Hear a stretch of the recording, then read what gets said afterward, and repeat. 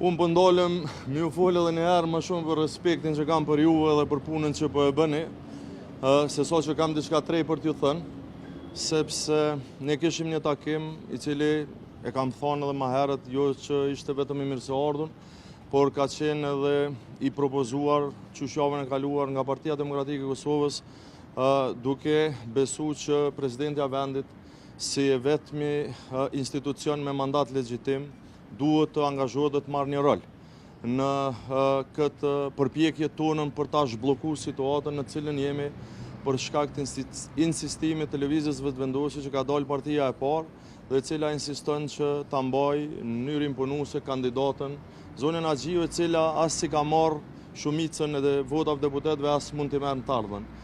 Ishte një diskutim mbrenda pozicioneve që ju i deni, që i den opinioni publik që i kemi shpreh. Në emër të PDK-s unë edhe një herë kërkova që kryetari i vetëvendosjes deputeti Kurti ta ndryshoj kandidatën, të vijë me një propozim që ka mjaft në grupin e tij parlamentar që e marrin shumicën parlamentare.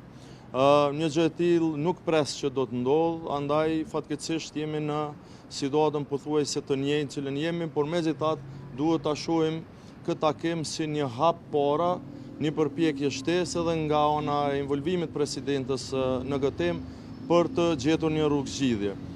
Ju njoftoj pa ashtu se gjatë diskutimeve kam kërku, kam propozu që presidentja në zbatim të përgjegjësive dhe prerogativeve kushtetuese cilat i ka, e cilat ja jep neni 84 i kushtetutës, e konkretisht paragrafi 2 i këtij neni, ku kërkohet apo obligohet që të garantoj funksionimin kushtetues të institucioneve, që në një moment kur të e vlerëson, e besoj që ai moment tashmë është këtu, apo është afër, që ndoshta t'i drejtohet gjykatës kushtetuese të Kosovës, qoftë me pyetje kushtetuese, të cilat në kaluarën gjykata si ka pranuar, por sipas praktikave të Komisionit Venecias në raste tepër të rëndësishme ka përjashtim nga precedenti, apo përmes dërgimit një lëndë në gjykatën kushtetuese për krejt procesin zgjedhor, në mënyrë që të kemi një rrugdalje. Unë jam koshient që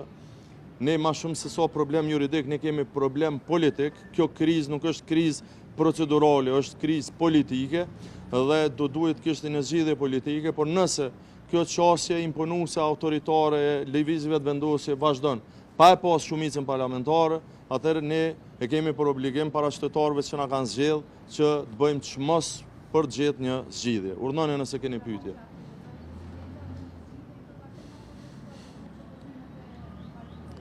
Ju e dini që unë nuk e kam praktik pas takimeve me i përfol ata bashkëbisedues që kanë pas takim. Nuk mund të them që kemi pas diçka të tillë, por i takon besoj presidentës pas që i përfundon takimet, jam i bindur që do të ketë një komunikim me ju. Faleminderit. Urdhno? S'ka risi, unë vetë sa thash që nuk ka risi. Thash që nuk jam as pak optimist që zoti Kurti do të ndrojë qëndrimin, sepse ai e ka ditë prej herës parë kur i ka dështuar, e dytës, e gjashtës, e tash sot dhe të 15-ës që votat nuk i ka. Ai nuk i ka votat as për komision, as për kryetare, e as për kryeministër. Por duke mos i pas votat, është duke marrë peng krejt shtetin, fatkeqësisht dhe gjithë neve si qytetarë në radhë parë. Faleminderit. Ne shkum takim me i shpreh qëndrimet tona, me dhon kontributin për të gjetur një zgjidhje nga kjo situatë.